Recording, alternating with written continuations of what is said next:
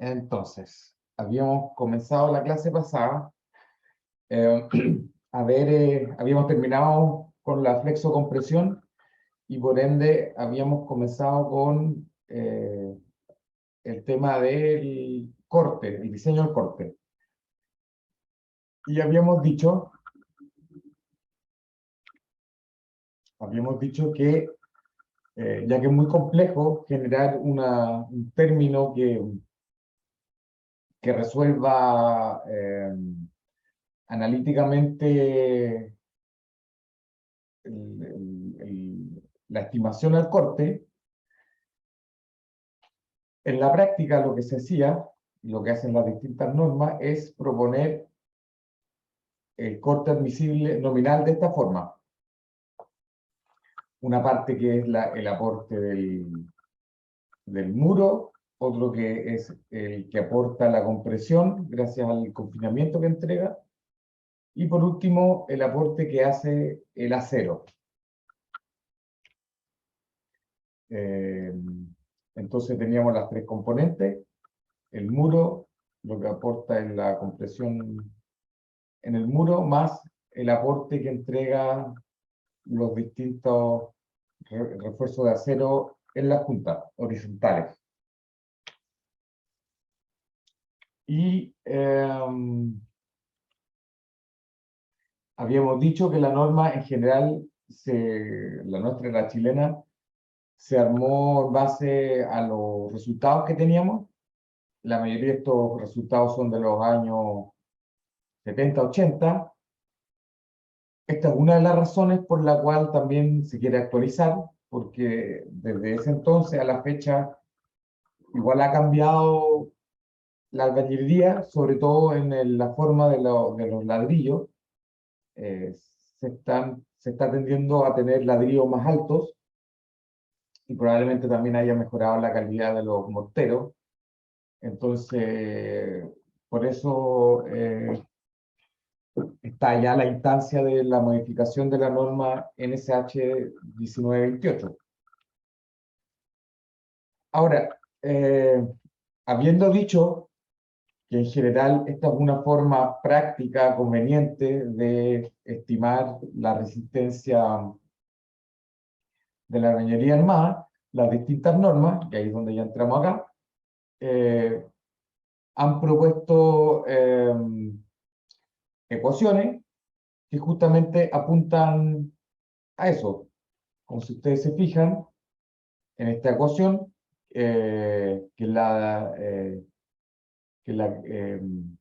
propone Davis, tenemos un aporte, como lo ven acá, netamente ligado a la resistencia del material, de la albañilería, con algunos factores que corrigen esta resistencia tangencial, más un aporte, que acá es 25% de la carga axial, más el aporte que nos hace el acero. ¿Se acuerdan que, bueno, que el área de acero, la cantidad de barras de acero por su fluencia, y acá tenemos este término que era, ¿se acuerdan? Que era el ñu. Este ñu en el fondo es un factor de castigo a la eficiencia. Habíamos dicho que las barras están más hacia el extremo superior y al extremo inferior aportan menos que las barras del medio. Básicamente, entonces lo que acá se dice es que solo vamos a considerar las barras del medio, por eso se castiga con 0,5. Y con eso obtenemos una estimación de la resistencia, al menos la resistencia nominal, del muro, con esta expresión para otros países, ¿cierto? Y obviamente, y esto pasa en general, se limita a un cierto valor, poco para ser más conservadores. Y esto lo van a ver en muchas otras normas también, se diferencia según cómo es la relación de aspecto. ¿Qué es la relación de aspecto? La relación de aspecto es la altura versus el largo, o al revés, depende de cómo ustedes lo definan. Ahora, en general las normas, en vez de hacerlo desde un punto de vista geométrico, lo hacen comparando el momento último dividido el corte último, que es otra forma de generar una relación de aspecto. ¿Por qué? Porque el momento depende en gran medida de la altura respecto al largo y la resistencia, y se normaliza dividiendo por el corte. Entonces, otra forma de obtener una relación de aspecto, por eso lo vamos a anotar acá de esta forma. Esto se parece a H sobre L, ¿cierto? No es lo mismo, pero la idea detrás es la misma. Entonces, como ustedes verán, para aquellos muros que están gobernados más bien por el corte, o sea, donde la relación aspecto, el L es más grande, el corte es más grande, la resistencia al corte es mayor, pero cuando se introduce un mayor aporte por el momento, en la solicitación, acá, ¿se fijan? Es mayor que 1, es menor. El techo que se le pone es menor. ¿Por qué? Porque vamos a tener también falla por momento. Se podría esperar que también haya daño por flexión, porque la flexión se pone más importante. Ahora podrán adivinar qué es lo que pasa entre medio. ¿Qué es lo que pasa entre, si se fijan, tenemos un límite para 0,25 y 1. ¿Qué pasa entre 0,25 y 1? Esa sería la pregunta. Y, como en casi todas las normas, lo que se dice es que entre esos valores se debe interpolar. O sea, para 0,7 es más o menos 5.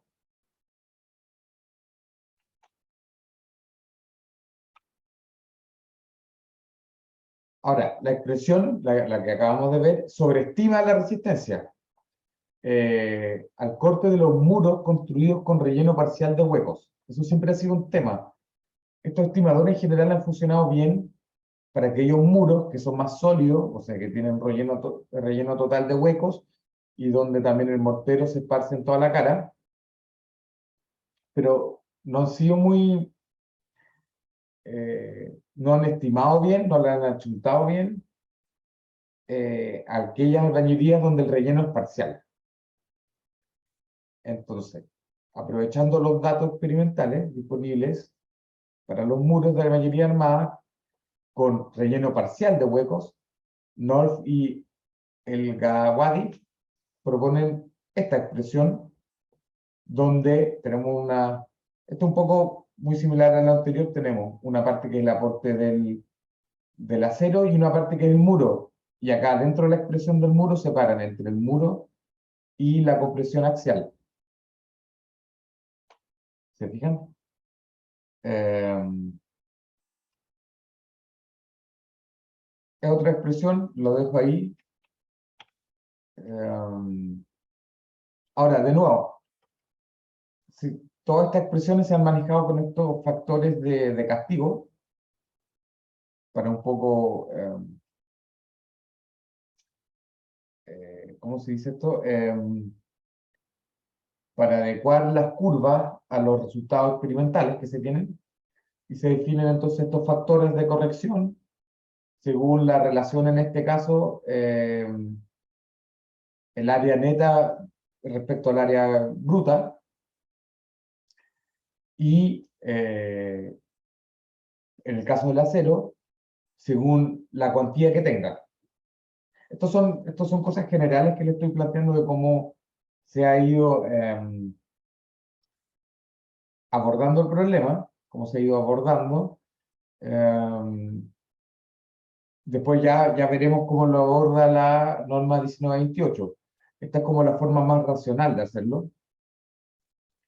Y acá, entonces, lo que importa acá son los conceptos, más que la fórmula en sí, son los conceptos. Entonces ya dijimos, importa lo que aporta el muro, lo que aporta la carga axial y lo que aporta el acero, importa o influye cuál es la relación de aspecto, altura versus largo. Las que son menos largas respecto a su altura toman más momento, por lo tanto hay que tratarla de una forma un poco distinta.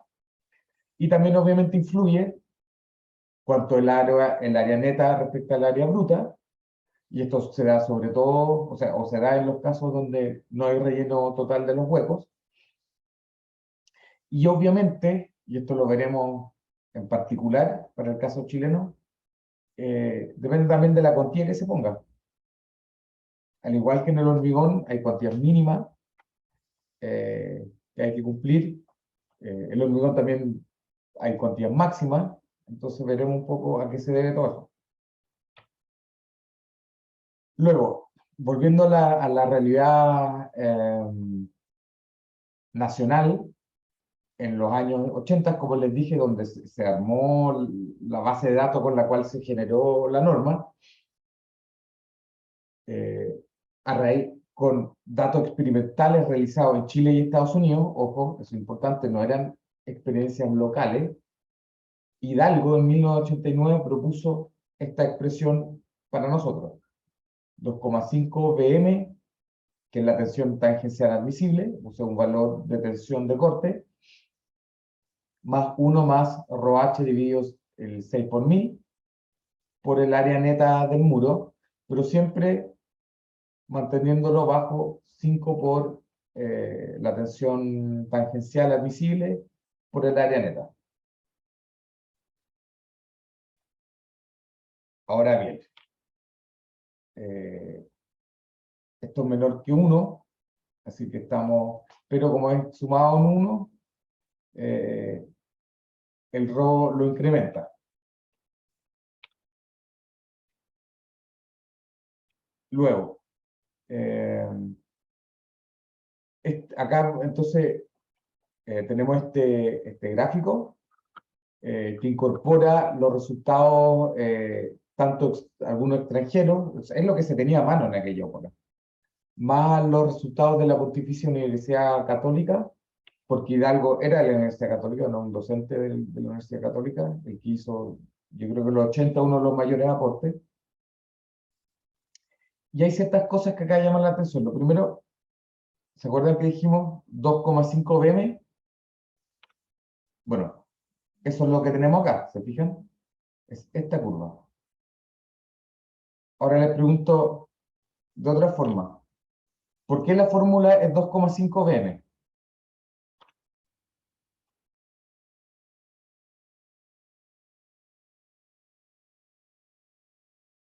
Es porque es un ajuste de una curva. Hidalgo tenía este gráfico, estos puntos, estos datos estadísticos, y en el fondo trazó una línea, que es lo que en inglés se llama un lower bound, o un límite inferior. Y este límite inferior, qué es lo que les asegura? Que la mayoría de los datos que obtenemos acá, la mayoría de los datos que tenemos, quedan por encima de la curva. A todo esto, bueno, este es el valor del valor medido respecto al valor estimado.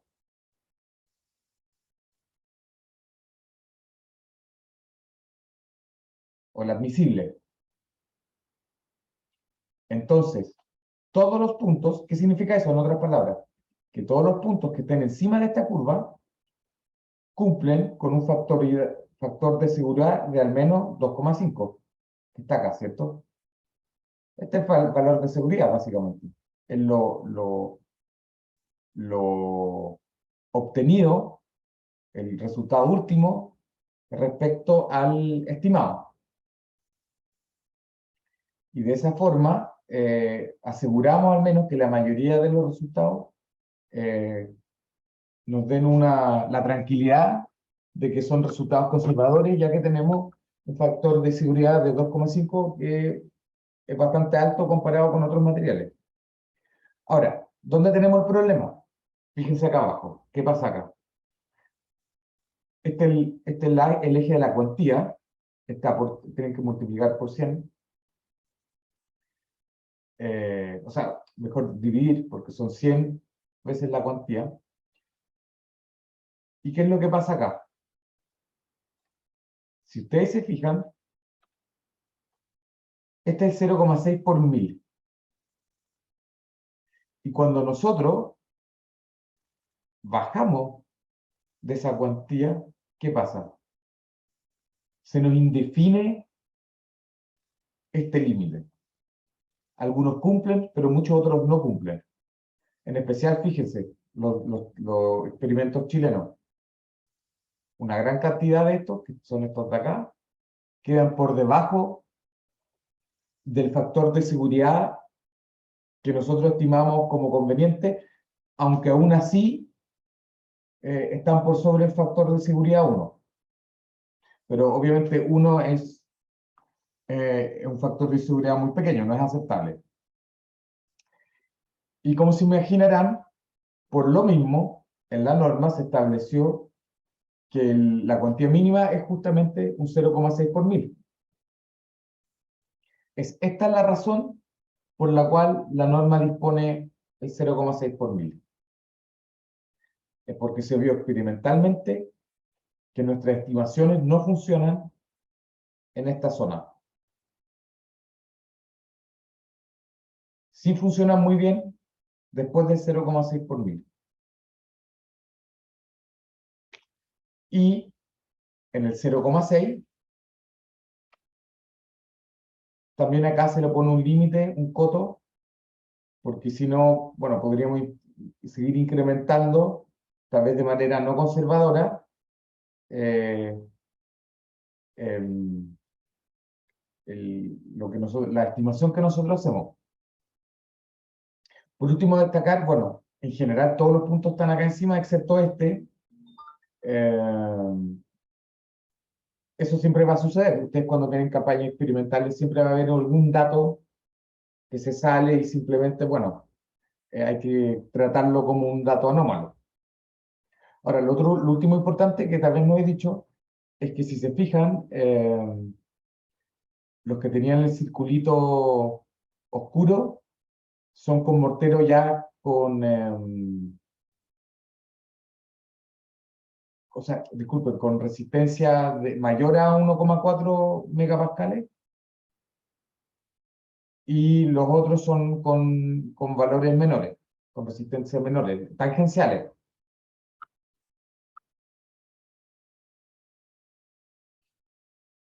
Como un dato más. Eso respecto a cómo se llegó a la cuantía, a la definición de la cuantía mínima para nuestra realidad. Y bueno, destacar también que nuestra realidad es justamente esta, los valores menores. Yo ya se lo había dicho, que en general nosotros alcanzamos resistencias mucho menores que la por ejemplo, los americanos. Son los resultados de la Universidad de Berkeley, por ejemplo. Y nuestra realidad chilena está circunscrita más o menos a esta zona, cuando en Estados Unidos, por ejemplo, se logran resistencias aún mucho mayores.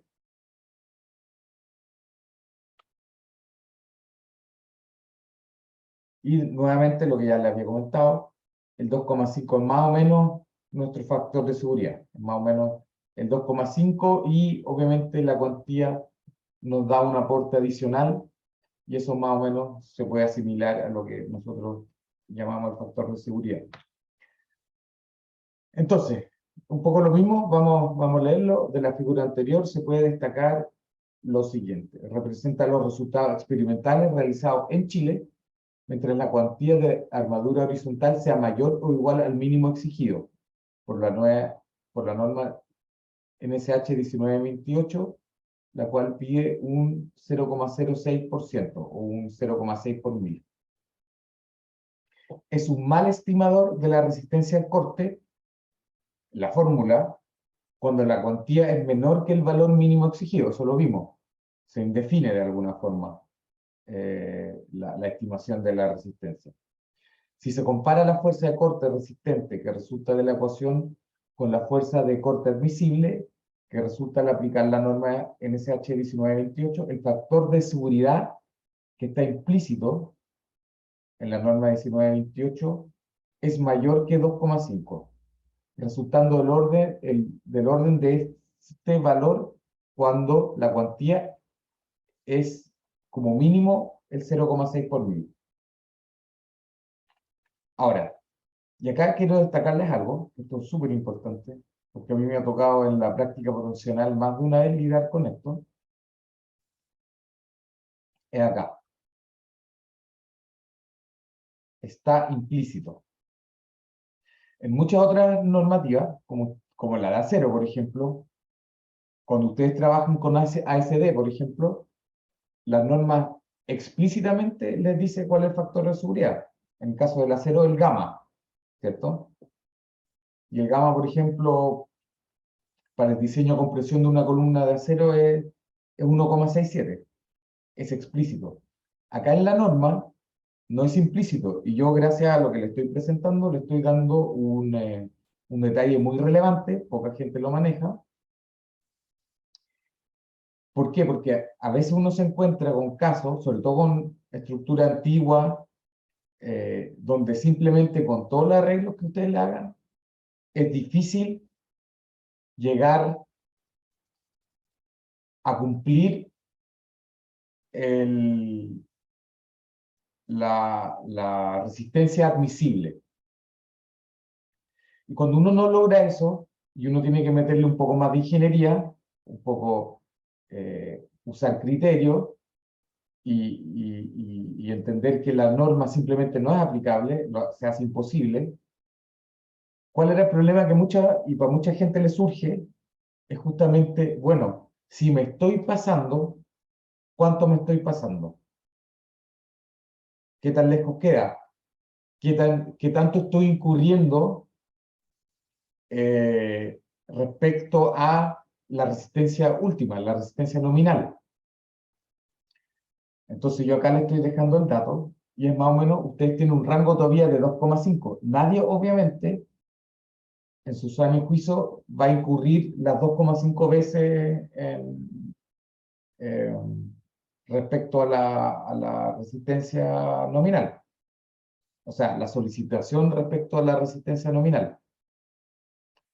Pero, si uno tiene 2,5, incurrir un 30%, un 20%, y si solo en algunos muros, por ejemplo, uno puede lidiar con eso.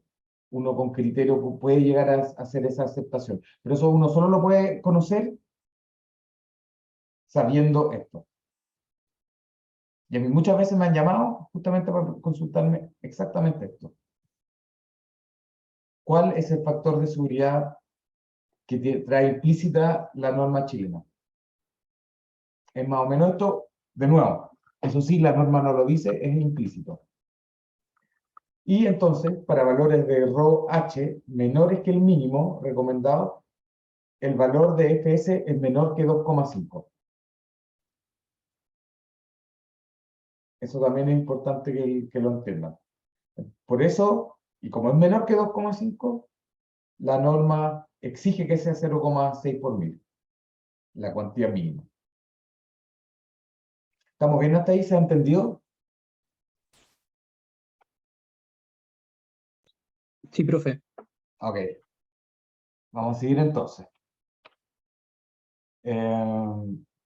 Esto solo lo presento porque voy a presentar algunos resultados nuevamente de ensayos chilenos. Entonces lo presento acá, no vamos a entrar al detalle, pero es la misma filosofía.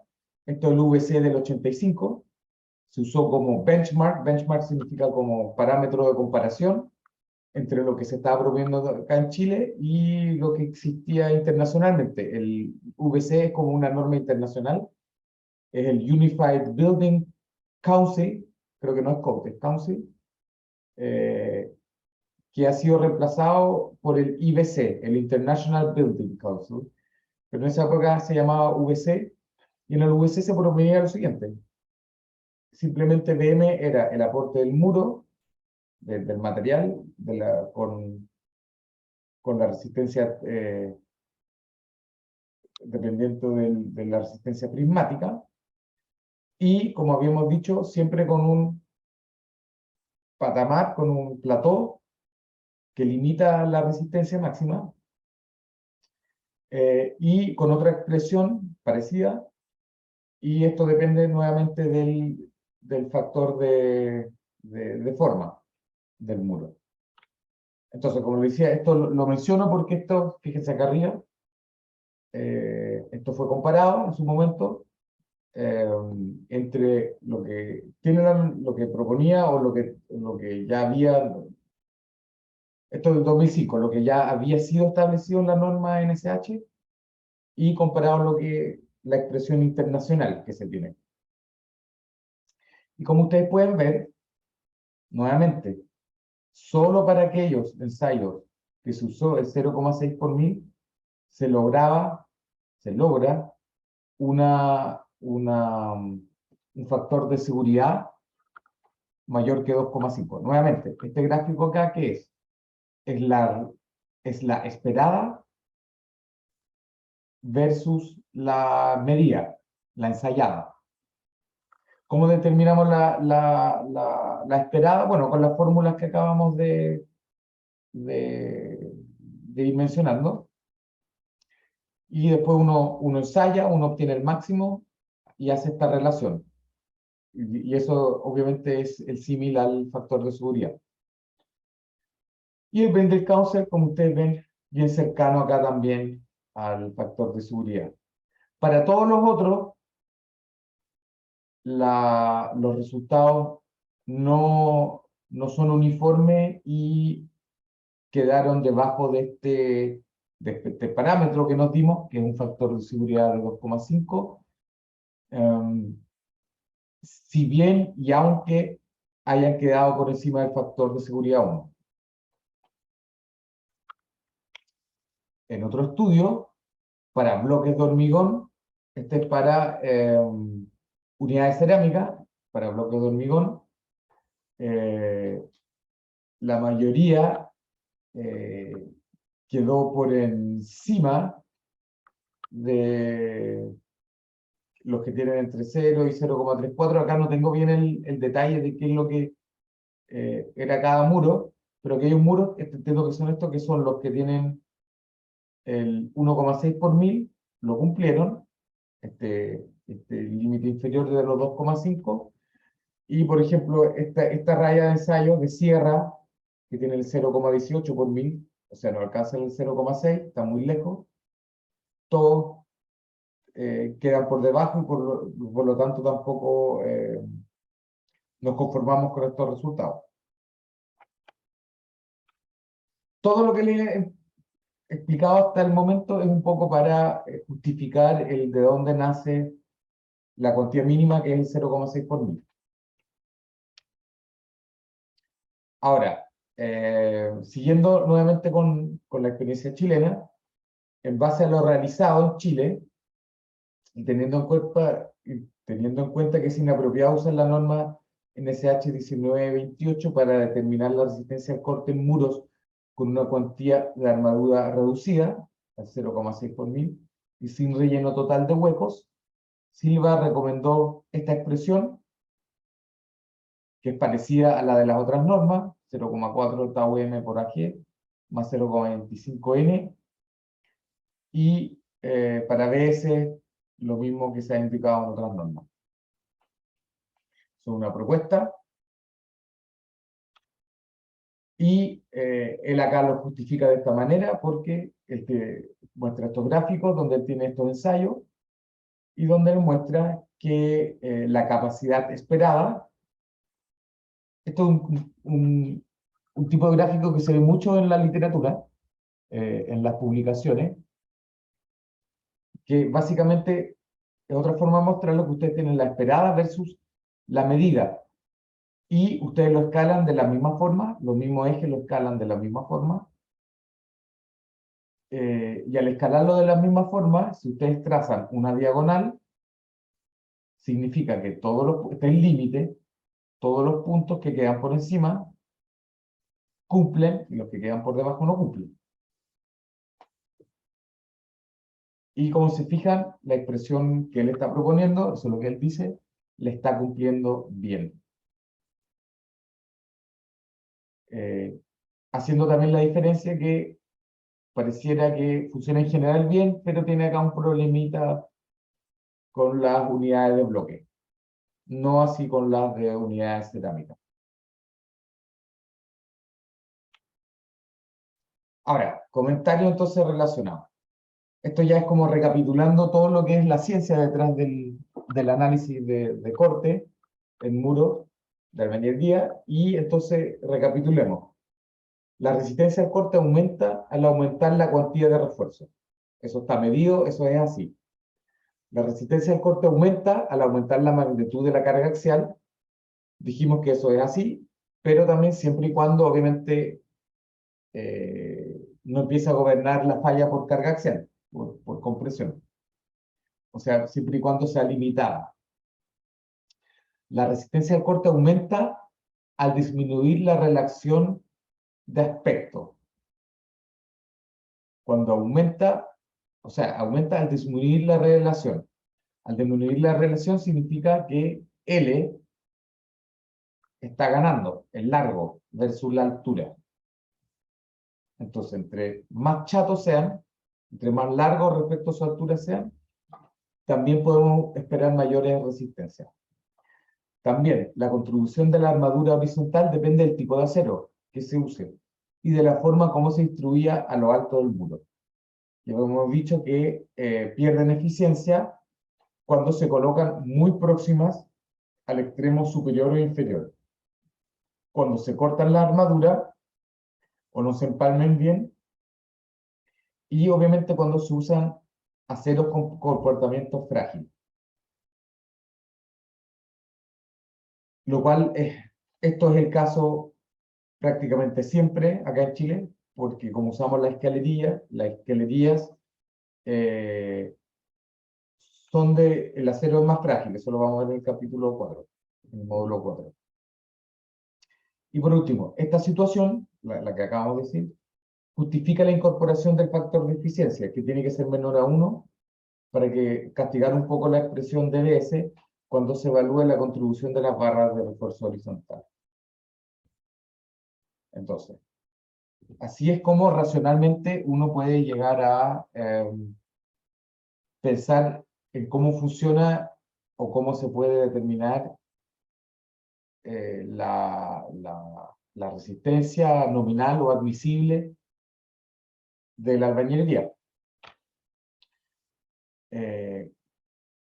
Ahora, ¿qué pasa? Obviamente todo depende del detallamiento, y en general se ha observado que a pesar que uno tenga todas estas cosas, incorpore todo el conocimiento, si el detallamiento es malo o se generan en obra empalmes deficientes o empalmes en nudo, igual tenemos resultados catastróficos. Lo vuelvo a repetir, lo dijimos ya en los primeros 2 módulos. Y en Chile, y por lo mismo en Chile también estamos en un caso muy particular. Estamos en una zona sísmica muy alta, la más alta del mundo. Tenemos sismos históricos con los mayores registros de magnitud. Tal vez no el mayor ni los mayores, pero con mayor frecuencia tenemos los mayores. O sea, estamos jugando en las grandes ligas. Y por eso, y eso lo menciono ahora por lo siguiente, porque, bueno, lo menciono porque tiene relación cuando hablemos ahora qué es lo que nos pide la norma chilena, la NSH 1928. Entonces, antes de entrar a eso, el corte de las barras de refuerzo horizontal produce una severa degradación de la resistencia y la rigidez del muro. En un diseño por el método de valores admisibles, el esfuerzo corte admisible se puede determinar por la relación el valor admisible es igual al nominal dividido el FS, y sabemos que el FS va a ser mayor o igual a 2,5. Estamos recapitulando los datos. Ahora, hasta ahora hemos mencionado cómo se racionaliza la resistencia de la reñidería y lo que distintos autores y normas han propuesto, y vamos a aterrizar de lleno en lo que hoy en día se nos exige por parte de la norma. Y van a ver que lo que exige la norma es bien distinto, pero, y por eso lo mencioné acá, todavía lo mostré esta imagen, pero un poco considerando esto, que nosotros somos un caso especial, estamos en una zona peligrosa, y que por endo también es bastante conservadora la norma. Y vamos a ver qué es lo que pide entonces. A ver, leamos qué es lo que nos dice. Entonces, vamos a tener el criterio A y el B de diseño, y el A y B nuevamente, se van a diferenciar entre los que son parcialmente rellenos y los que son totalmente rellenos. Y obviamente, cuando son totalmente rellenos, o se usen unidades cerámicas del tipo rejilla. Y para este caso, entonces se diferencian estos dos casos, cuando es parcial o no,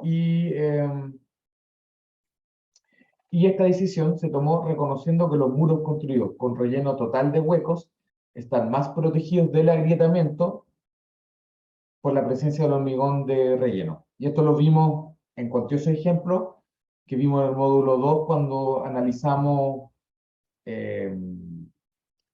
daños observados post-terremoto acá en nuestro país. Y de esta forma, de nuevo, la NSH 1920 establece dos criterios para diseñar el corte. Entonces, tenemos el criterio 1. Para las albañilerías armadas construidas con bloques de hormigón o unidades de geometría similar en las que se llenan todos los huecos con hormigón. Acá obviamente también caen los cerámicos con relleno total de huecos. ¿Qué es lo que nos dice la norma? Nos dice: la demanda sísmica expresada en términos del coeficiente sísmico del corte basal no necesita ser mayor que 0,48 A sub 0G, donde A sub 0 es la aceleración efectiva de la norma. En caso de superar este límite, los esfuerzos de corte sísmico solicitantes, QS, pueden reducirse por un factor cuya magnitud se establece de manera que el coeficiente sísmico de corte basal no sobrepase este valor.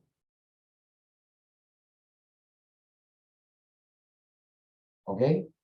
En el fondo la norma acá supersede la NSH 433 y les permite esta reducción. O sea, o propone este límite máximo, no una reducción, depende de dónde estén parados.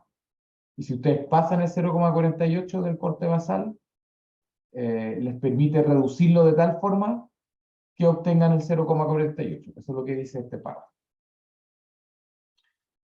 Luego, sin armadura diseñada para resistir todo el corte,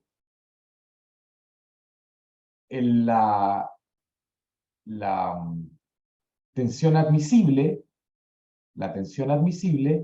en los muros queda definido por estas dos expresiones que, como hemos visto en la filosofía de las otras normas, depende del valor de la relación de aspecto. Entonces, para aquellos muros más controlados por flexión, se tienen estos valores de acá, y para los muros donde controla más bien el corte, se tienen estos valores de acá. 0,13 raíz de F'(m), pero cambia el límite que se le está poniendo. Eso es para diseñar sin armadura de corte. Entonces ustedes tienen el corte, ustedes calculan la tensión admisible con la tensión admisible por el área efectiva, ustedes obtienen el corte admisible, lo comparan y saben si es que cumple o no cumple. Ahora, segundo punto. ¿Qué pasa si es que cumple, ustedes están listos? Si es que la admisible es mayor a la solicitación, estamos listos y se pone la cuantía mínima. Ahora, si la tensión tangencial debido al esfuerzo de corte determinado en el paso anterior no excede, lo que estoy diciendo, sin considerar la armadura de corte, debe usarse la cuantía de la armadura mínima recomendada por la norma NSH 1928, o sea, el 0,6 por mil. Usted, ojo que esto, lo que es distinto a todas las otras normas es justamente que es muy conservador este cálculo. Es el tema, es muy conservador. ¿Por qué es conservador? Porque en ningún momento acá estamos considerando el aporte del acero ni de la carga axial, ¿cierto? Y en caso que se cumpla eso, le ponemos más encima el mínimo. O sea, la resistencia esperable es incluso mayor a lo que nos entrega esta fórmula, porque no hemos incorporado en la fórmula el aporte del acero. Ahora, ¿qué pasa? Que es lo que dice después el mismo punto. En caso contrario, la armadura horizontal debe diseñarse para resistir el 100% del esfuerzo de corte del diseño en el muro, con el QD, con el corte de diseño.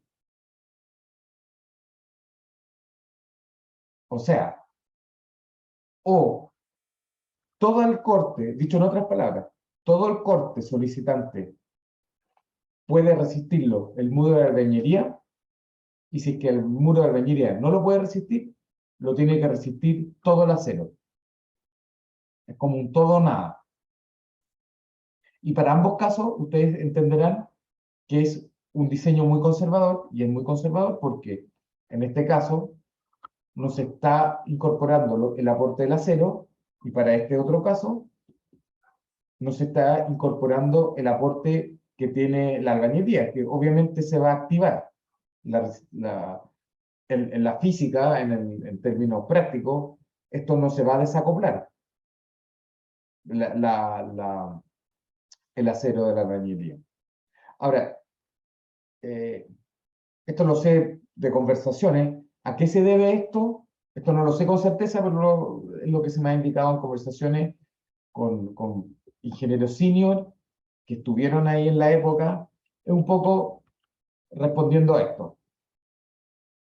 A que tenemos tal nivel de sismo con tales magnitudes que un diseño, se prefiere tener un diseño más conservador. Sobre todo considerando, y esto lo hemos dicho anteriormente, que el albañilería armado tiende a ser un material más bien frágil, no tiene gran capacidad de ductilidad, y eso también lo reconoce la norma NSH 433, dándole los R más bajos a la albañilería armada. El único, el único que le gana a la albañilería eh, armada son las tipologías que no están estipuladas. Por ejemplo, la albañilería no reforzada, que tiene un R igual a 2. Ahora, ese es el criterio 1. Y, como habíamos dicho, es para los muros que tienen un relleno total de huecos, ya que estos también controlan mejor el agrietamiento. Se controla mejor el agrietamiento en esos muros. ¿Quién dice entonces la norma? Criterio 2. ¿Para quién es el criterio 2? Justamente para aquellas albañilerías donde no se rellenan todos los huecos. ¿Qué pasa en ese caso? El criterio propuesto reconoce que al disminuir el aporte del núcleo del hormigón de relleno, la resistencia al esfuerzo de corte de la albañilería queda controlada por la calidad de la adherencia entre morteros de junta y la unidad de la albañilería. Y así, con el propósito de reducir la posibilidad de que ocurra agrietamiento diagonal para sismos de ocurrencia frecuente, se controla la densidad de muros, y para proteger la integridad local de los muros post-agrietamiento, se controla la cuantía de armadura de refuerzo horizontal. En este párrafo hay varias cosas muy importantes, que están medio escondidas tal vez, y que vale la pena analizarla. Entonces, de nuevo, cuando tenemos este tipo de albañilería, el, no con relleno total, ¿qué es lo que nos dice la norma? ¿O qué es lo que trata de hacer la norma? Ya vamos a ver cómo lo hace, pero en términos conceptuales, ¿qué es lo que pide? Dice que controla la densidad de muros, o sea, limita la densidad de muros para que no ocurra agrietamiento o fisuración en los muros para sismos de ocurrencia frecuente. ¿Cuáles son los sismos de ocurrencia frecuente? Los sismos más chicos, de menor magnitud. O sea, de alguna forma, esto tiene un símil con la filosofía del diseño elástico, ¿cierto? Entonces, para la demanda que nos imponen los sismos frecuentes, que son de menor magnitud, pero son más frecuentes, nosotros no queremos que se nos fisuren, ya que sabemos que es una de las vulnerabilidades que tiene esta tipología. Y por lo tanto, ¿cómo podemos controlar eso? Controlando la densidad de muros, poniendo más muros, de tal manera que en ese rango se comporte todavía en el rango elástico. Y para los sismos de gran magnitud, vamos a controlar la cuantía de armadura de refuerzo horizontal. O sea, post-agrietamiento, cuando estamos hablando ya de sismos de mayor magnitud, vamos a controlar la cuantía de la armadura. Entonces vamos a tener dos cosas. Primero vamos a controlar la densidad de muro y luego vamos a revisar la cuantía. Eso es lo que dice el párrafo, pero la filosofía es esa. No queremos que se nos agriete para sismos de ocurrencia frecuente. Luego, con estos dos objetivos, ¿qué es lo que dice la norma? Controlar la densidad y distribución de muros. Con este propósito, las tensiones tangenciales producidas por el esfuerzo de corte de diseño, QD igual a QS, no deben superar los valores de las tensiones tangenciales admisibles de albañilería sin considerar la armadura de corte. O sea, no vamos a considerar la armadura de corte. Entonces, ustedes van a tener que hacer una configuración en planta de la estructuración de tal manera que la solicitación no supere la resistencia admisible de los muros y para ello no vamos a considerar la armadura de corte. Es parecido a lo que se hizo anteriormente. Pero luego, la diferencia es que luego, ¿cuál es la diferencia? Que la armadura de refuerzo horizontal debe resistir 80% del esfuerzo de corte solicitante, originado por las acciones sísmicas. Y la armadura resultante debe ser igual o mayor que la armadura mínima recomendada en la norma. O sea, es aún más conservador lo que teníamos en el criterio 1, porque no solo vamos a resistir la demanda con nuestros muros sin considerar el acero, sino que más encima le vamos a poner el acero que se requiere para resistir el 80% de esa demanda. Ahora, puede que en algunos muros esa demanda sea chiquita, siempre existen muros donde la demanda es chica y que igual, incluso con estos criterios que son muy conservadores, ustedes finalmente llegan a la armadura mínima. Eso pasa muy a menudo, sobre todo con casas de un piso, por ejemplo. Por muy restrictivo y conservador que la norma sea en estos dos puntos, en muchos casos lo que resulta igual está en el rango de lo mínimo exigible, así que muchas veces tampoco es un problema. Entonces, pregunta hasta acá.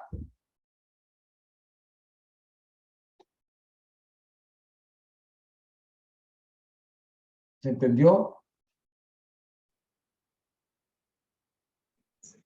Con una aplicación después la tarea, yo creo que van a salir dudas, profe. Yo le iba a decir, bueno, para allá iba. Justamente yo creo que en la tarea 3 es donde ustedes van a aplicar esto y ahí van a surgir las dudas y obviamente ahí podemos organizar un auxiliar nuevamente y lo discutimos.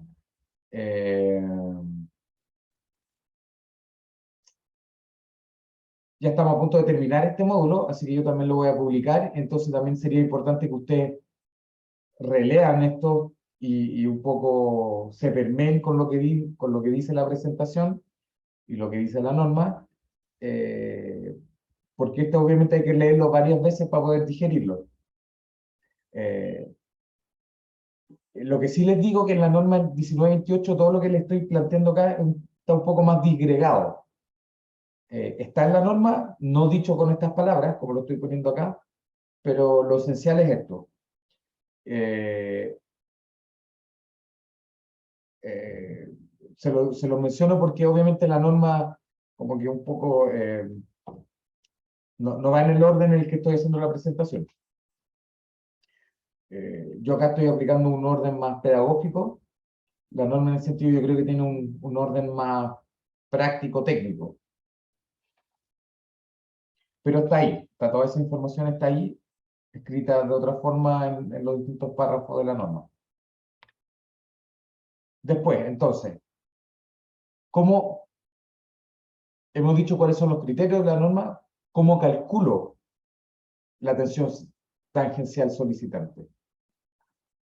Es bastante sencillo. La tensión es básicamente el, el, el corte de diseño, el corte que sale de nuestro análisis, dividido el área efectiva. Esa es la forma como nosotros calculamos la tensión tangencial solicitante. El área, pero ojo, acuérdense siempre, dividido el área efectiva, no el área bruta.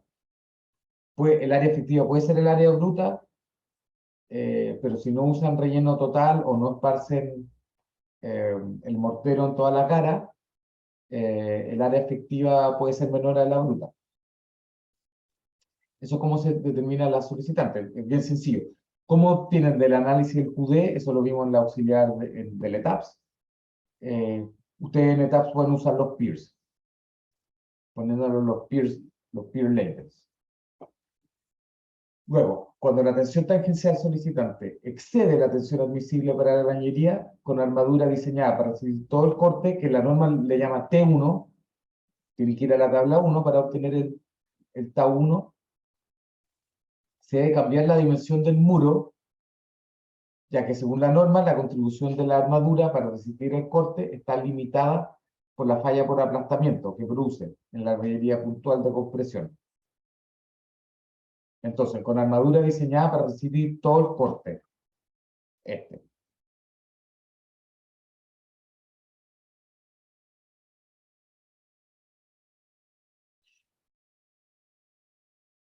Entonces, usted tiene que diseñar para el TAU 1. Si es que se excede, ustedes tienen que diseñar para TAU 1. Eso es lo que dice acá. Bueno, y la comparación de la solicitante con la resistente, la tangencial admisible, es esta. Ahora, ¿cómo calculo la armadura horizontal requerida? Es básicamente la armadura horizontal requerida se determina con la ecuación 1,1 QD por SH dividido FS por L, o equivalentemente el ρh 1,1 por QD dividido Fs por L por P. Yo acá siempre he tenido un tema con la norma, esto está en la norma, ojo, esto está en la norma tal cual, porque habla de largo muro. Y en este caso largo muro debería ser la altura. El corte, o sea, uno reparte la armadura horizontal a lo largo de la altura y no del largo, ¿cierto? En la norma está escrito sí, por eso lo reproduzco sí, pero tengan eso en mente. En este largo es como se refiere la norma a la dirección de análisis, y que obviamente es la altura. Ojo con eso también. ¿Dónde sale el 1,1? No estoy muy bien, no estoy muy seguro, pero obviamente el SH, la separación es lo mismo que calcular el número de barras que se tiene. La altura dividida la separación entrega el número de barras. De ahí que acá para determinar el área se usa el SH. Luego, esto ya lo hemos dicho varias veces antes, pero como estamos yendo en orden, un poco ordenando qué es lo que nos pide la norma, una vez que ya hicimos las primeras verificaciones, después tenemos que verificar que la cuantía sea, obviamente, la horizontal tiene que ser al menos 0,6 por 1000, y la suma de la horizontal y la vertical también era 0,6 por 1000, tiene que sumar 1,5. Habíamos dicho que 0,6 más 0,6 da 1,2. Por lo tanto, usualmente ρh siempre va a ser mayor al 0,6 mínimo, para justamente lograr el 1,5 por 1000. Pero también les decía que obviamente como en la albañilería uno se tiene que dar saltos discretos, prácticamente se cumple automáticamente esto. Porque en la hilada ustedes pueden poner solo en los tramos donde ustedes tienen armadura, o sea, juntas horizontales. Lo mismo pasa con las verticales. Entonces, automáticamente ustedes siempre van a estar optimizando hacia el mínimo que ustedes pueden poner, ¿cierto? Pero se están alejando del valor exacto. Entonces, ahí están siendo conservadores un poco. Siempre van a estar siendo un poco conservadores. Y por eso es que esta suma normalmente les va a resultar automáticamente. ¿Se entendió lo que acabo de decir o no?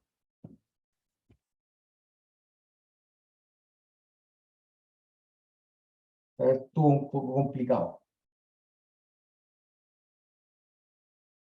Básicamente, si ustedes calculan la armadura, por ejemplo, como en el hormigón, que ustedes tienen que tener la armadura acá 40 centímetros, pero un hoyo cae a 45 y el otro a 35, ustedes van a tener que escoger el de 35. Ya ganaron 5 centímetros. Y por ende la cuantía automáticamente ya es mayor que el 0,6 por 1000. Ustedes nunca le van a lograr achuntar a este número, siempre va a ser mayor. Y como eso ocurre tanto para la horizontal como la vertical, es probable que automáticamente hayan cumplido esta suma. Eso es lo que estoy diciendo.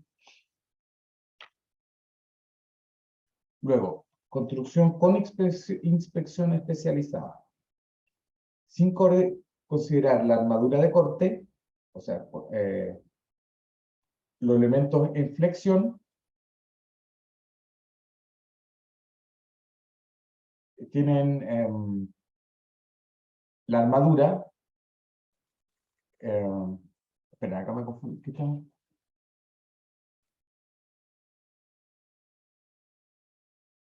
Sin considerar para la flexión las vigas. Esto me lo preguntaron ustedes, ¿se acuerdan? En la clase pasada que yo les dije, la norma dispone de esta tipología de elementos, vigas de albañilería, pero la verdad yo no la he visto construida, nunca he especificado una. Se podría calcular el corte en una viga de albañilería y este sería el valor que les entrega la norma. Como les digo, yo nunca lo he usado, no sabría bien cómo usarlo tampoco, o cómo diseñar una viga de albañilería. Por eso es que lo dejo acá, pero no, no es parte del alcance del curso. Sí, para los muros, este valor es 0,06 F'M y es 0,13 F'M, pero nunca mayor que 0,28. Y con armadura, Profe, ¿sí? ¿a qué se refiere con inspección especializada?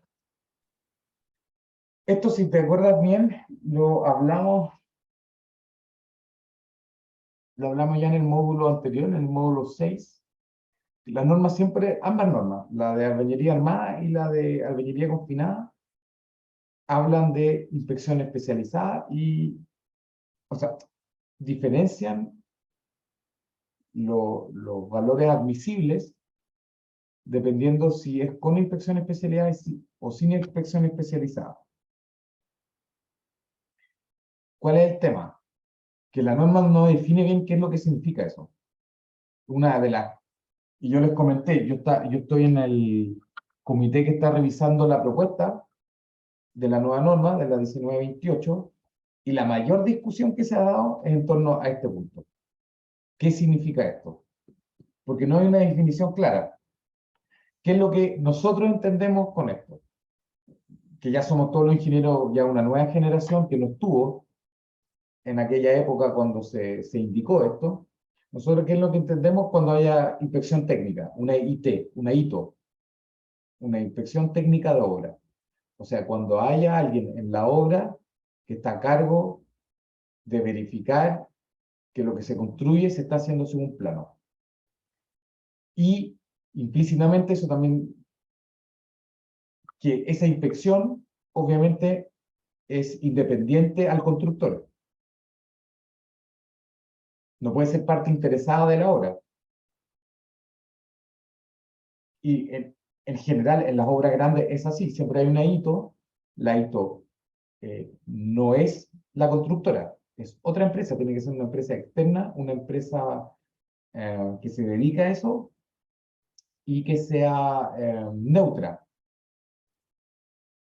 Entonces, esta empresa, la ITO, se dedica a justamente controlar que las obras se ejecuten según lo estipulado, en las bases técnicas y en los planos. Eso es lo que yo entiendo por inspección especializada. Por el contrario, que es la no inspección especializada, es cuando esta figura no existe. ¿Cuándo no existe esta figura en Chile? Porque en general siempre existe, para obras menores. ¿Qué es una obra menor? Una casa, como edificios muy pequeños, aislados. Porque incluso en casas, si un condominio, eh, ya la obra es suficientemente grande para que la constructora tenga una ITO. Entonces, desde el punto de vista del diseñador, si ustedes tienen, por ejemplo, un arquitecto que le está pidiendo una casa, que es una casa particular, una vivienda, ustedes en general van a usar él sin inspección. Pero si se trata de una inmobiliaria que está desarrollando un condominio o un edificio, yo pondría con inspección especializada. Pero y como la norma no lo explicita, ustedes pueden poner en la memoria de cálculo o en las bases generales, en las especificaciones técnicas generales, pueden poner, se debe tener una ITO en obra. Y con eso ustedes se aseguran de que se cumpla lo que les haya pedido la norma. Sí, profe, sí. La duda era porque muchas veces pasa que al final la inspección técnica de obra se transforma básicamente en administrador de consulta en el sentido de que si la constructora tiene duda o consulta, se la transmite a la ITO y la ITO se lo deriva al consultor. Entonces, por eso era mi duda respecto de a qué se Sí, refería pero, inspección especializada si iba por otro lado. Pero a exacto, veces pasa eso. exacto. Bueno, pero ahí viene el último punto que yo dije. Si tú lo dejas estipulado en las especificaciones técnicas generales, la ITO no debería siquiera llegar a consultarte porque lo dejaste por escrito, ¿cierto? Significa la ITO sabe que tienen que controlar esto, controlar la obra.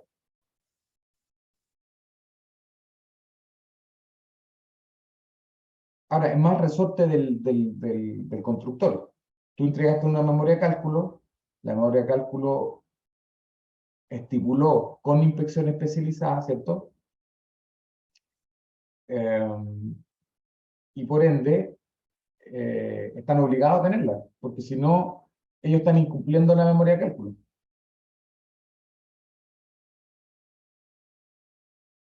Ahora, como les digo, normalmente eso depende del tamaño de la obra, y eso ustedes ya lo saben al diseñar, entonces tampoco, en general, no ha sido un tema.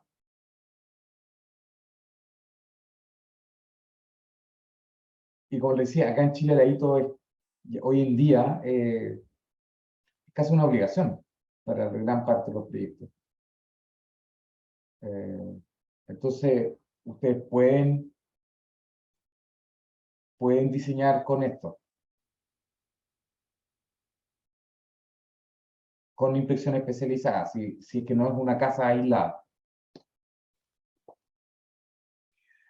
Bueno, como le estaba diciendo, sin considerar armadura de corte, los valores que entrega la norma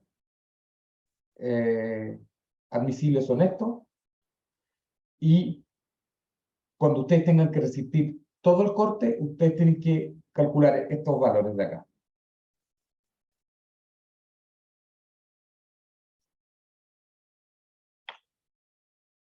Ahora, la contraparte. Cuando es sin inspección, simplemente la norma le entrega a usted unos valores bien conservadores. 0,1, 0,14, 0,26, 0,24.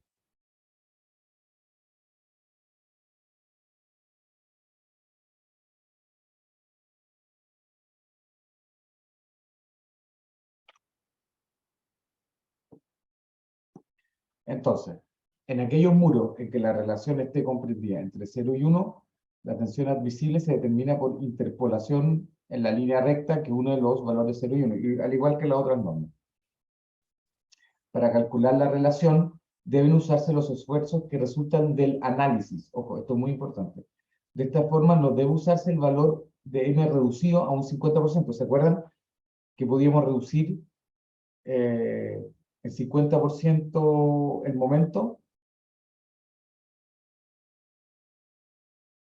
Para el diseño de flexión, para este MQL no hay que reducir. Hay que usar el momento tal cual, el momento solicitante. Luego, lo que ya hemos dicho varias veces, obviamente la norma le permite, porque es un diseño por tensión admisible, aumentar la resistencia admisible en un 33% para las combinaciones con cargas accidentales. O sea, donde interviene viento o el sismo, básicamente. Las dimensiones y los esfuerzos así determinados deben ser mayores o iguales a los requeridos por el diseño para el peso propio y sobrecargas.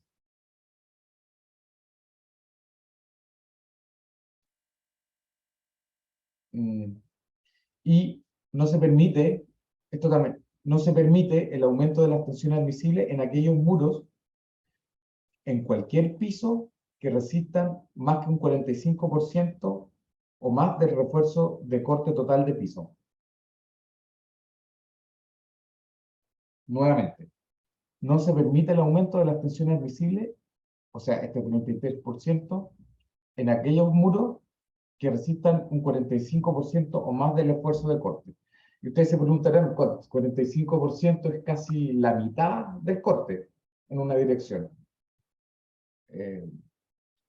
¿En qué caso se podría llegar a dar eso?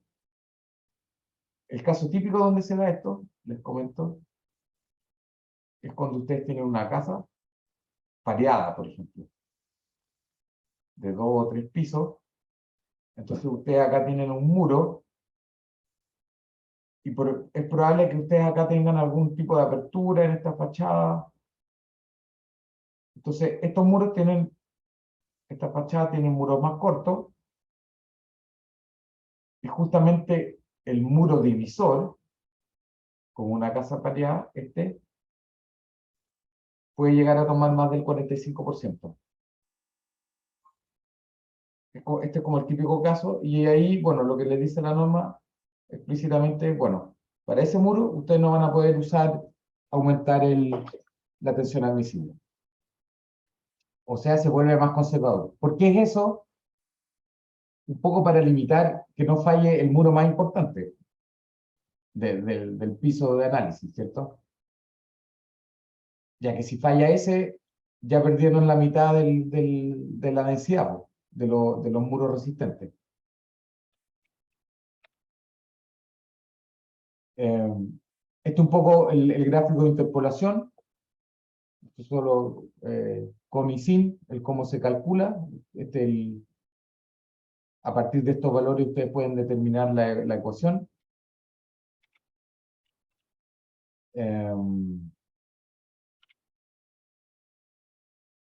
Luego, comentarios al diseño. Al revisar las expresiones de la extensión admisible de la norma 1928, se observa que en ellas no se considera el efecto benéfico de la carga axial de compresión en la resistencia. Ya lo habíamos mencionado también. O sea, está completamente excluido de la norma. Y vamos a ver por qué lo menciono ahora, porque ya lo vamos a ver que en la 19, en la 21-23 de albañilería confinada no es así. Ahí sí se incluye. Entonces ahí también tiene una diferencia estas dos normas. Al expresar la extensión admisible al corte en función de la raíz cuadrada de la resistencia prismática, acuérdense, siempre encontramos el corte en función de la raíz de la resistencia prismática, al igual que sucede, por ejemplo, en el hormigón, se acepta que la falla de corte está controlada por la tracción diagonal y que la grieta diagonal no se propaga por las juntas horizontales, verticales de mortero. O sea, no hay una falla, no se está considerando la posible falla controlada por la adherencia. ¿Cuál es la falla de adherencia? Cuando ustedes tienen falla el plano horizontal de la junta horizontal, del mortero. Y si es que, ¿cuándo se activa ese tipo de falla? Cuando el mortero es muy, muy malo. O sea, en el fondo la norma está partiendo de la base que ustedes están usando un mortero suficientemente bueno para que esa falla no suceda. Las expresiones que establecen la resistencia al corte de un muro de albañilería armada en la actual norma NSH 1928 tampoco consideran la posibilidad de que se produzca una falla por deslizamiento. Es lo mismo. Teniendo en cuenta lo anterior, se tiene una nueva razón para recomendar el relleno total de los huecos. ¿Por qué? Porque los huecos, obviamente las columnas interiores que se forman en los huecos, también forman una especie de trabazón, lo cual dificulta y disminuye considerablemente siquiera la posibilidad de que se genere una falla por deslizamiento. Y los niveles de las solicitaciones sísmicas, el factor NSH 433, se han establecido reconociendo que los criterios de diseño de los muros de albañilería armada no garantiza que su comportamiento esté controlado por la falla de flexión, cuando se diseñan con las disposiciones y limitaciones de la norma NSH 1928. Por eso es que, dicho de otra forma, como en general prima la falla por corte en todas estas tipologías, el R es chico, reconociendo que la falla por corte también va a ser una falla frágil.